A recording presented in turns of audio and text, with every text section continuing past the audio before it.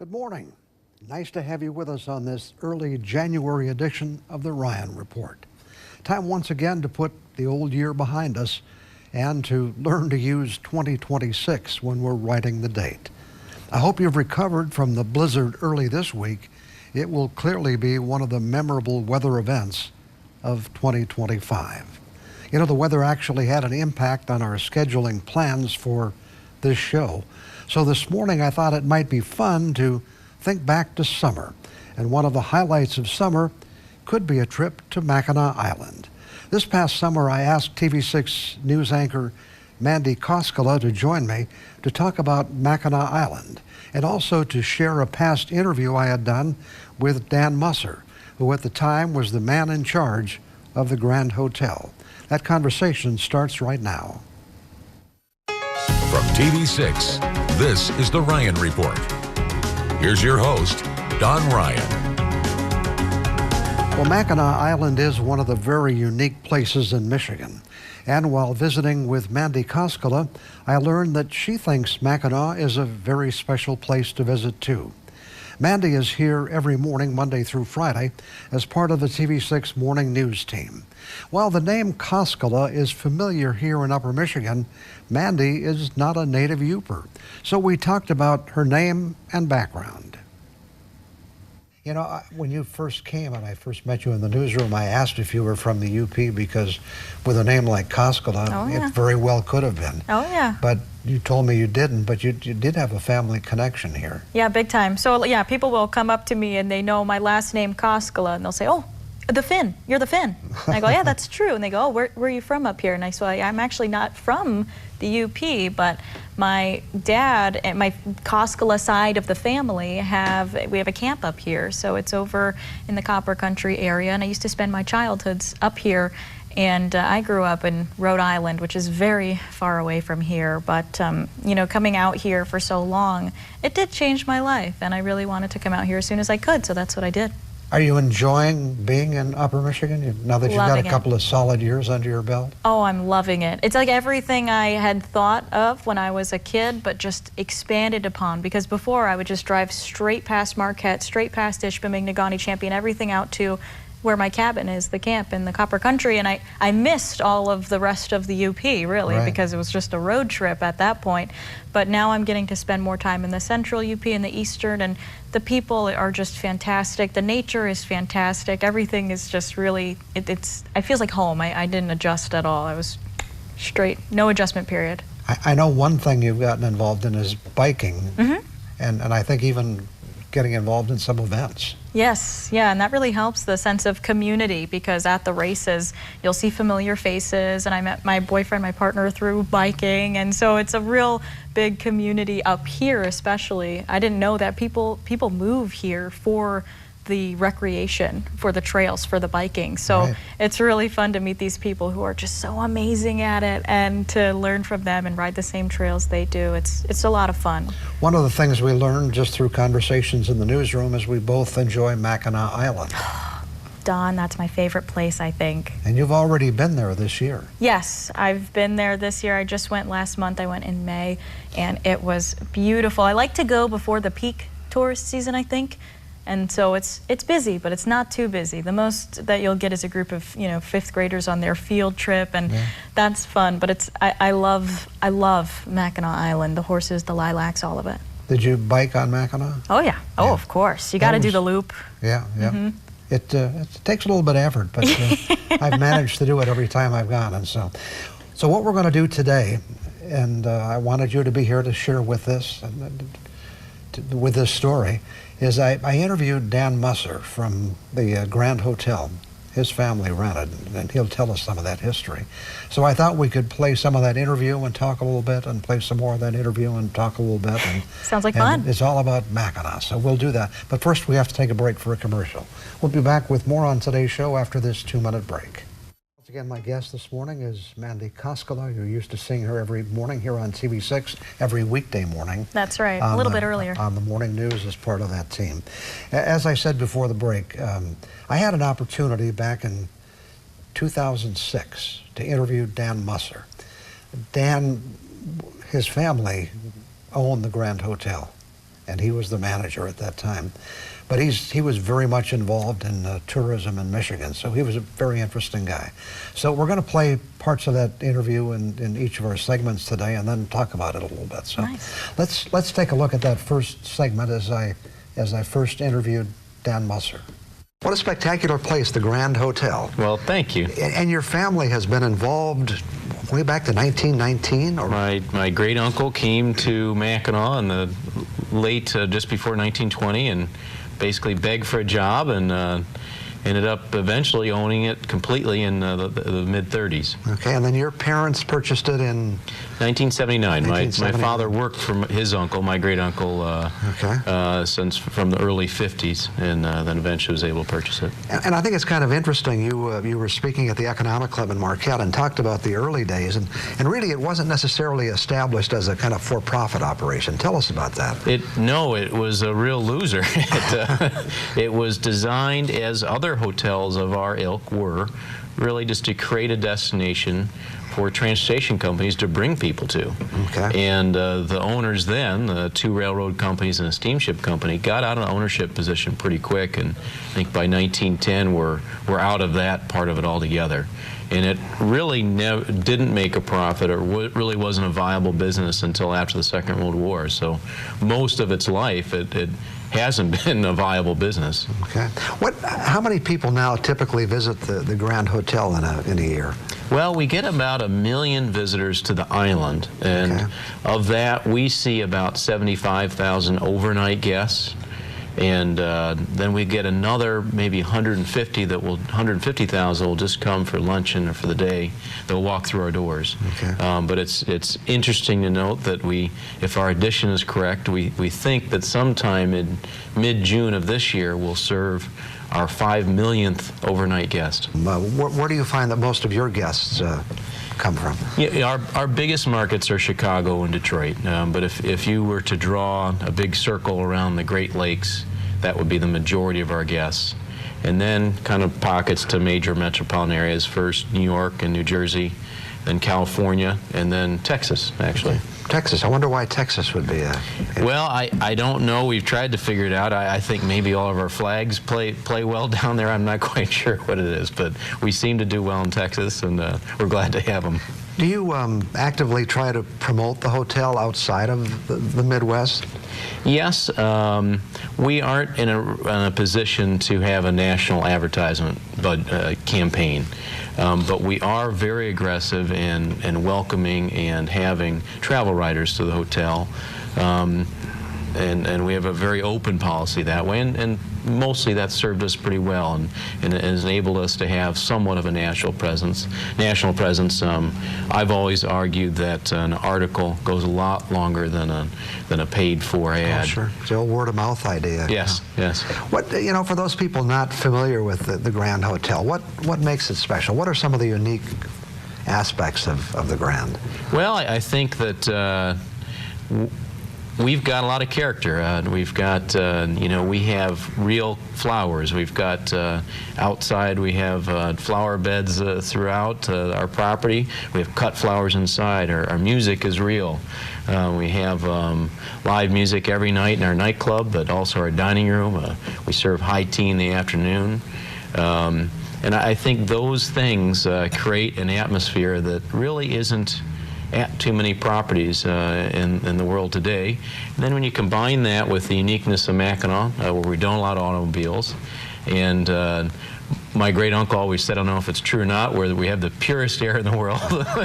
Certainly one of the prettiest views looking out over the Straits of Mackinac. I think all those things combined create an atmosphere that's unique and very pleasurable. And we sometimes use the term cookie cutter to describe some hotels.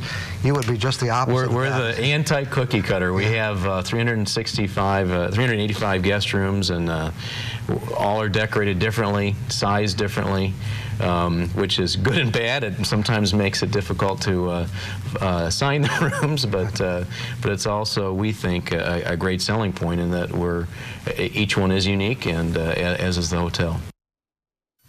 Was there anything that especially surprised you in watching that conversation? Yeah, oh wow. I was not expecting what he spoke about, the profit of it. how most of its life it actually wasn't a very successful business, because you think of the Grand Hotel today, you know, Right. even for people that I've only been twice to Mackinac Island, but I know the Grand Hotel. You see Right. it before you get there. Right. You know those big white columns, the porch, the dress attire, the secret gardens. It's really a very special thing. You'd think it was a timeless piece forever. I'll tell you a little secret. I've got to stay at the Grand Hotel 3 times, but the secret is to do it so someone else pays for it. And the way you do that is to belong to an organization or a company that's having an event or some, because they do a lot of that at the Grand Hotel. Yeah. And it really is a pretty unique place. Yeah, I think I liked also when he spoke about the fact that, yeah, there's no cars, so it's all horses walking, and just the whole atmosphere of it. It kind of, you do feel like you're in a different time, different place. I don't think they've changed the rules, but you do have to dress up for dinner too. Yeah. So that's always an love important that. part of being at the Grand Hotel. It's interesting that, you know, that Mackinac itself, not just the hotel, draws so many people from all over the world actually. And you know, I've noticed when I've been on the ferry going over to the island, you often hear people around you speaking in some foreign language. I don't often know what it is. Maybe it's Texan. It could be Texas accent. It could be a Texas accent.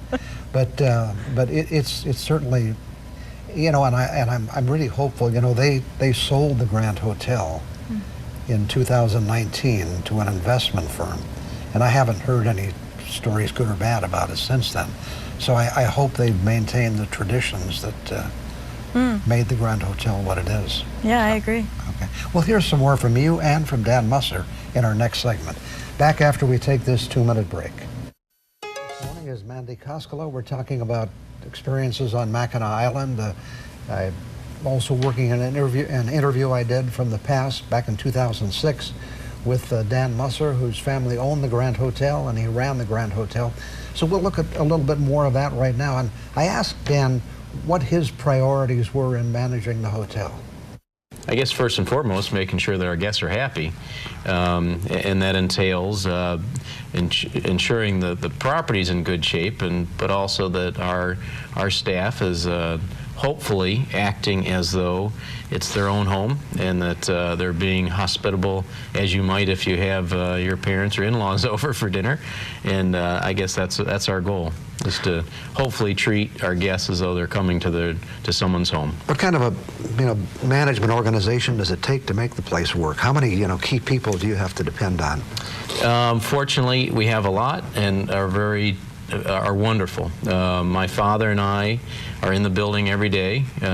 Usually my father's there before I am, and although I'm usually there after he is. We also have wonderful department heads in all the areas. My sister is active and also usually there every day, and I think that part, that hands-on management from our family, I think helps us and has served us well over the years. I had an opportunity once to do a little tour of some of the kitchen facilities and things. I mean, that's quite amazing, and especially considering that you have to bring all that food over by boat and then by a horse-drawn carriage. How complicated is that process? Well, of course, I don't know anything else, so I don't think twice about it, but it is somewhat of an undertaking to get the food to Mackinac. We have our major purveyors have refrigerator trucks that come over on a barge and then are actually unloaded onto the end of a dock, because that's not technically a city street. And then so that motorized vehicle can sit there, and then it's put on a horse-drawn dray, we call them, and the teamster drives the produce and the food and all the goods up to the hotel. We have some items that are flown in.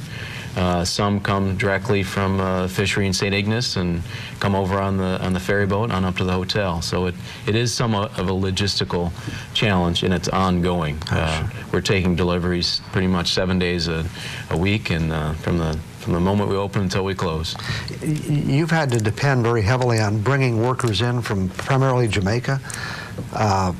Why is that necessary? And I know you had a problem a year or two getting adequate workers. Has that been resolved? We did have a problem a couple years ago. It's a good question, though. We have a need. Our season is relatively short. We're in this isolated location, far away from any major metropolitan area.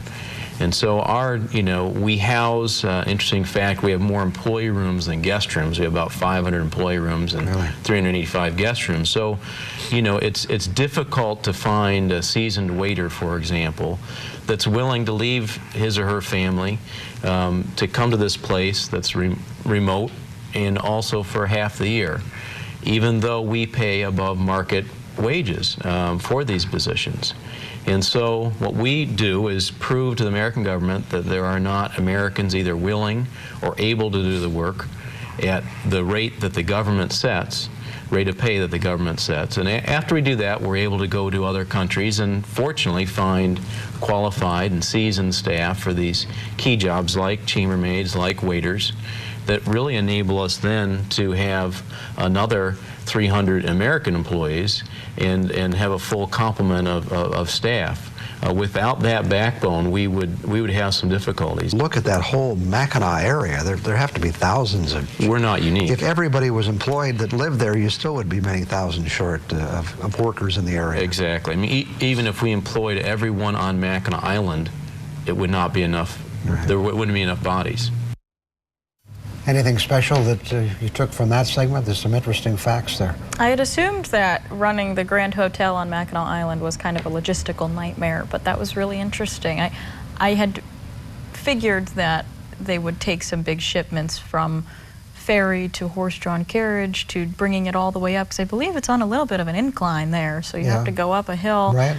But open to close 7 days a week is that's interesting. Yeah. Yeah. It's just fascinating what goes on there. They keep those horses busy, that's for sure. The other thing is the workers.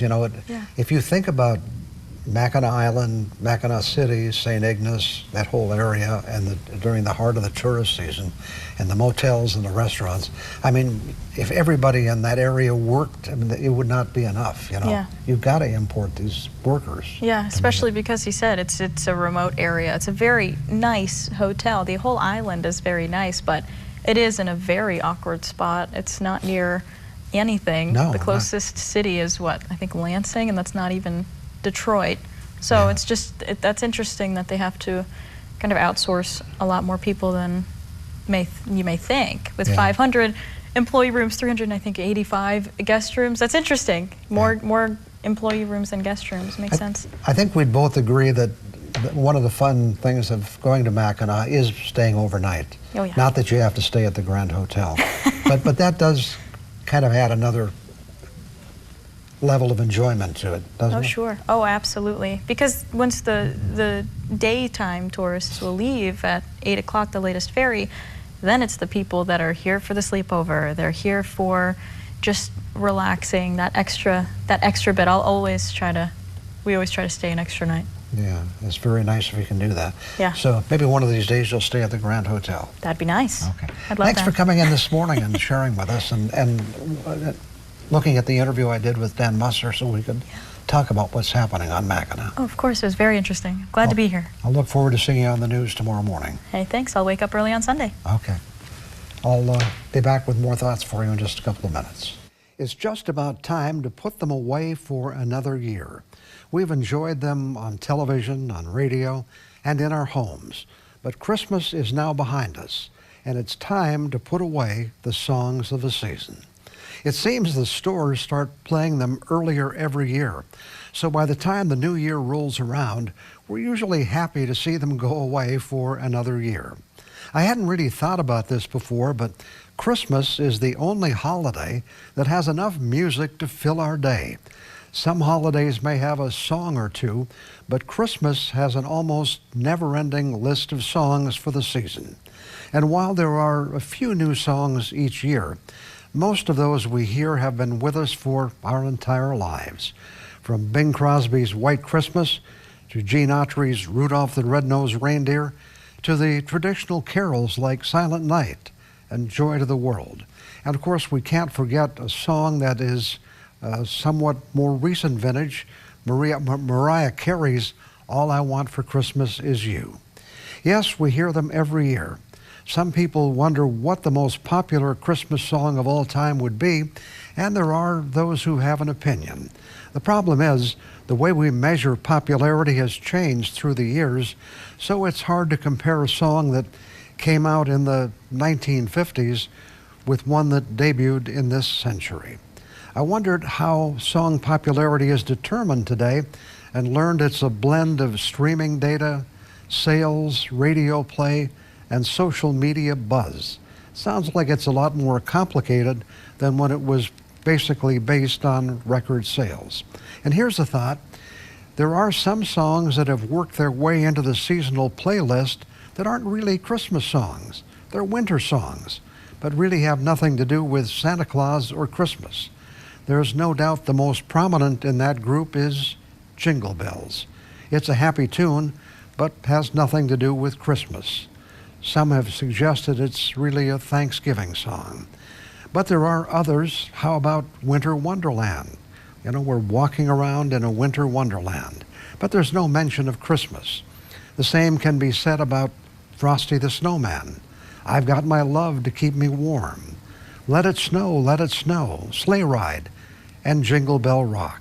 All pretty great songs, but they have nothing to do with Christmas. In any case, once again, the time has come to put the songs away for another year. I think most of us are glad to see them go, but we'll be happy to have them return in time for next Christmas. And I'll return in just a minute. Time to wrap things up on our first show of the year. The Today Show will be here in just a moment.